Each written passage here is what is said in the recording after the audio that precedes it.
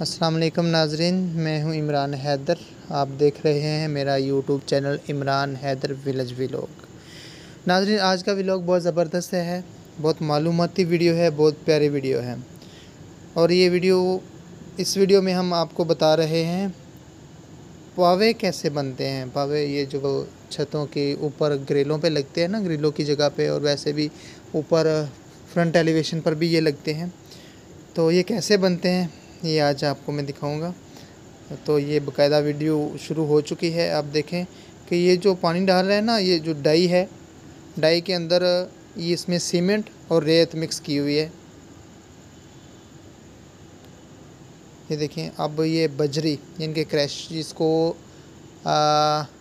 Fine बजरी कहते हैं, फाइन बजरी इसमें डाल दी है। ये एक तार इसमें डाल रहा है। तो नाज़रीन, बहुत प्यारी वीडियो है, अब गौर से देखते रहें। इसके ऊपर इसने फिर पानी डाल दिया है, जो कि सीमेंट मिक्स हुआ हुआ पानी है। ये ठीक है, ये चेक करते रहें।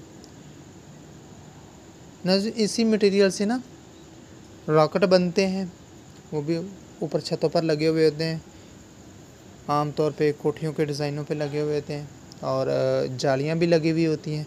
मटेरियल सेम होता है, लेकिन उसकी डाई, उसका फ़र्क होता है। डाइयाँ अलग अलग होती हैं।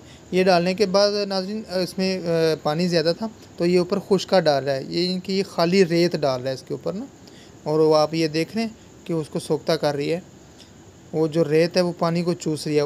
वो पानी चूसी हुई रेत उसने नीचे गिरा दी है। अभी भी इसका वो जो डाई के अंदर वो मटेरियल है ना, वो गीला है। अब दोबारा फिर उसके ऊपर रेत डाल रहा है। इस रेत को डालने का मतलब ये है कि ये जो नीचे से पानी चूसेगी और उसमें से पानी निकल आएगा। बाकी सीमेंट, बजरी, रेत वो इसमें मौजूद रह जाएगी। उसमें जो पानी है, जिसकी वजह से वो मटेरियल उसका पतला हो गया था, अब ये देख रहे हैं वो पानी नज़र आ रहा है। फिर पानी जो है ना वो ऊपर आना शुरू हो गया। अब उससे फिर ये उतार देगा। ये देखें, ये चीज़।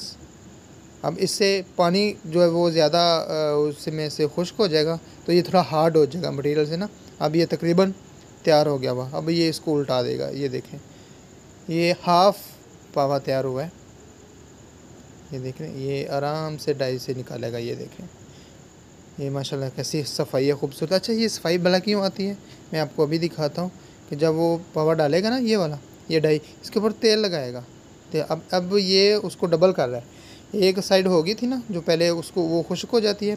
उसके बाद ये इसको बोलते हैं सीमेंट। ये खाली सीमेंट है, और जो मिस्त्री लोग हैं, जो ये लोग हैं ना, वो उसको नीरू बोलते हैं, नीरू।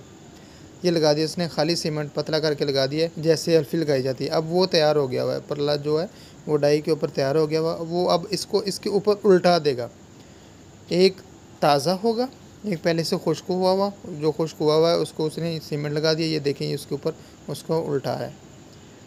ये देखिए, इससे वो उसको पकड़ कर देगा। नया और पुराना दोनों एक दूसरे के साथ वो मर्ज हो जाएंगे, ताकि उसमें जो जोड़ है वो ना रहे, जोड़ ख़त्म हो जाएगा। अब वो उसकी मजबूती ज़्यादा बढ़ जाएगी। ये देखें क्या कमाल है।